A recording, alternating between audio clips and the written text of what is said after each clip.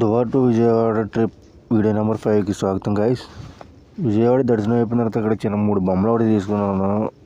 మా పిల్లవాళ్ళకి ఒక బ్యాట్ ఒకటి, జేసీబీ బొమ్మ ఒకటి, తర్వాత గిలిగీచ్గా అంటారు కదా, ఇది సంథింగ్ ఇది ఒకటి తీసుకున్నాను.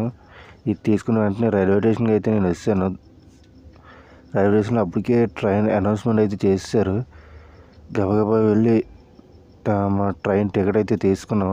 టికెట్ తీసుకొని ఎక్స్లేటర్ మీద వెళ్ళిపోతున్నాం. మెట్ల మీద అయితే మళ్ళీ టైం పడిపోద్దని నేను ఎక్కేలోపు ట్రైన్ అయితే ఆగేసింది కదా, అందుకే ఏమన్నా ఎక్కేసాను.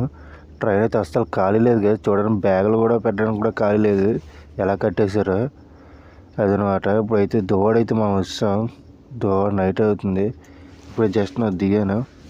ఇప్పుడు బండి పార్కింగ్ అయితే టికెట్ ఉంది కదా, అది తీసి వాళ్ళకి ఇస్తే మన బండి దగ్గరికి వెళ్ళిస్తున్నారు.